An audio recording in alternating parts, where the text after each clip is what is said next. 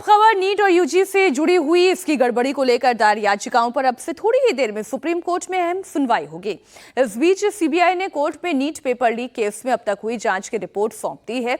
Supreme court में CBI ने जांच रिपोर्ट सील बंद लिफाफे में दी है। सीजेआई डीवाई चंद्रचूड़ की अध्यक्षता में 3 जजों की बेंच आज ये तय कर सकती है कि नीट परीक्षा रद्द होगी या नहीं। इसके साथ ही कोर्ट एनटीए को लेकर भी ऑर्डर दे सकता है। नीट यूजी परीक्षा को लेकर करीब 23 लाख छात्रों का भविष्य अधर में लटका हुआ है। सुप्रीम कोर्ट 43 याचिकाओं पर एक साथ सुनवाई कर रहा है। इसमें 34 याचिकाएं स्टूडेंट टीचर्स और कोचिंग इंस्टीट्यूट्स ने, जबकि 4 याचिकाएं नेशनल टेस्टिंग एजेंसी ने लगाई है। वहीं बुधवार को केंद्र सरकार की ओर से सुप्रीम कोर्ट में हलफनामा दाखिल कर दिया गया है। वो नीट एग्जाम फिर से कराने के पक्ष में नहीं है। केंद्र सरकार ने कहा है कि परीक्षा में कोई बड़े पैमाने पर गड़बड़ी नहीं हुई है। नीट मामले पर केंद्र सरकार ने सुप्रीम कोर्ट में एक हलफनामा दायर किया है। इसके की पॉइंट्स क्या हैं, आइए वो की पॉइंट्स भी आपको बता दें। केंद्र सरकार की ओर से कहा गया है कि आईआईटी मद्रास की तरफ से तैयार किए गए डेटा विश्लेषण में कोई असामान्यता या कोई गड़बड़ी दिखाई नहीं दे रही है। पहला पॉइंट तो यही है। इसके साथ ही केंद्र सरकार ने यह कहा है कि दोबारा परीक्षा के समर्थन में केंद्र सरकार नहीं है। केंद्र ने कहा है कि वो ये सुनिश्चित कर रहा है कि 23 लाख अभ्यर्थियों पर सिर्फ आशंका के आधार पर री एग्जामिनेशन का बोझ नहीं डालना चाहिए। नीट काउंसलिंग जुलाई के तीसरे हफ्ते से शुरू होगी। ये 4 राउंड में की जाएगी, ये बात भी कही गई।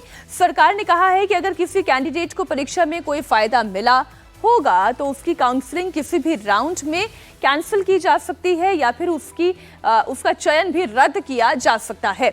वहीं नीट मामले में एनटीए ने भी सुप्रीम कोर्ट में अपना जवाब दाखिल कर दिया है। एनटीए का कहना है कि टॉप 100 कैंडिडेट्स 56 शहरों के 95 सेंटर से हैं, इसलिए कुछ परीक्षा केंद्रों से ही टॉपर्स का ये आरोप निराधार है।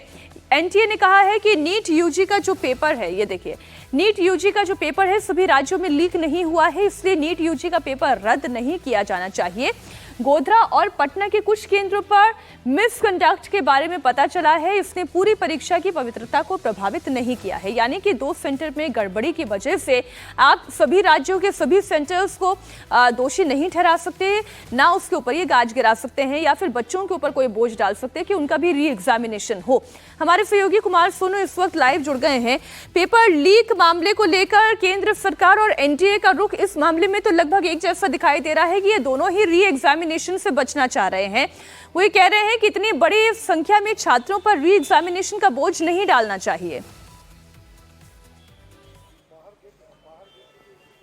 देखिए, बिल्कुल मीनाक्षी, एनटीए का स्टैंड और केंद्र सरकार का स्टैंड बिल्कुल सेम है। उनका ये कहना है कि गोधरा और पटना में मामले सामने आए हैं तो उसकी इन्वेस्टिगेशन ऑलरेडी सीबीआई कर रही है, लेकिन पूरे देश भर में बड़े पैमाने पर कोई धांधली की बात सामने नहीं आई है, ना ही कोई सबूत मिले हैं। ऐसे में रीटेस्ट करने की जो है अगर मांग को मान लिया जाएगा तो उससे जो 23 लाख से ज्यादा जो छात्र इस पूरे एग्जामिनेशन में बैठे थे, एग्जाम में बैठे थे, उनके भविष्य पर जो है तलवार लटक सकती है। तो ऐसे में सबको अंधेर में नहीं रखना चाहिए। वहीं जो है याचिकाकर्ता लगातार रीटेस्ट की मांग कर रहे हैं, जिसमें स्टूडेंट भी हैं, छात्र और साथ ही साथ जो टीचर हैं वो हैं, इंस्टीट्यूट हैं, ये तमाम लोग जो है मांग कर रहे हैं। जिसमें 8 जुलाई को सुप्रीम कोर्ट में जब सुनवाई हुई थी तो सुप्रीम कोर्ट ने तमाम स्टेक होल्डर से उनके जवाब मांगे थे, जिसमें एनटीए, सीबीआई, केंद्र सरकार और याचिकाकर्ता थे और उनसे जवाब मांगे थे। अब इसमें सुनवाई होगी, 40वां आइटम है इसमें, और माना जा रहा है कि अब जल्दी जो है इस पूरे मामले पर सुनवाई होगी, जिसमें रुख साफ होगा सुप्रीम कोर्ट का क्या स्टैंड है, इस पे क्या फैसला देता है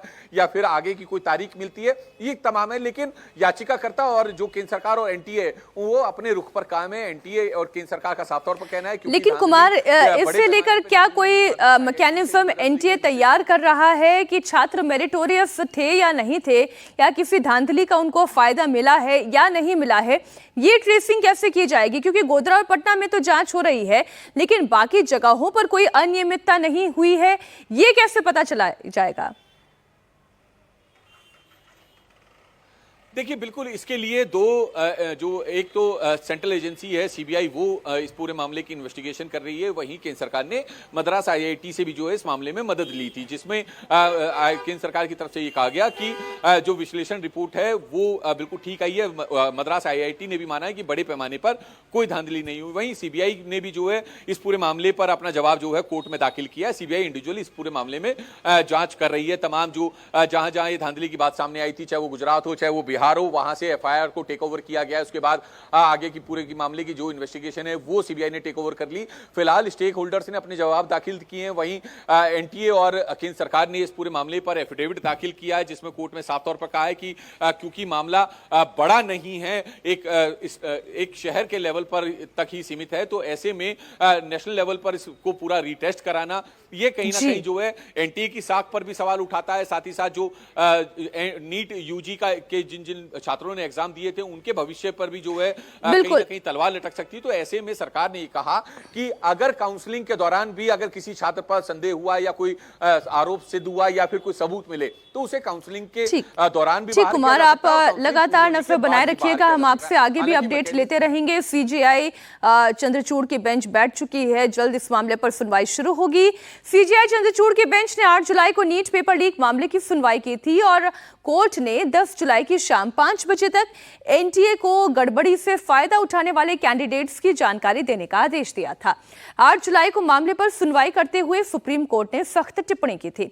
सुप्रीम कोर्ट ने कहा था कि अगर नीट परीक्षा का पेपर टेलीग्राम, व्हाट्सएप या दूसरे सोशल मीडिया प्लेटफॉर्म के जरिए लीक हुआ है तो ये जंगल में आग के जैसा है।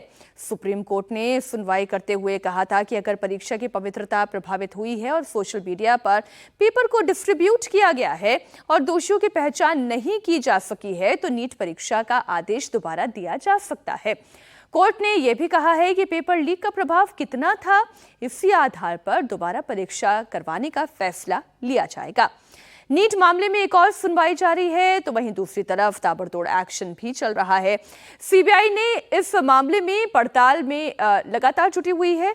राज्य पुलिस भी पेपर लीक की जांच कर रही है। अभी तक इस मामले में 42 आरोपी गिरफ्तार किए जा चुके हैं जो 7 अलग अलग राज्यों से हैं।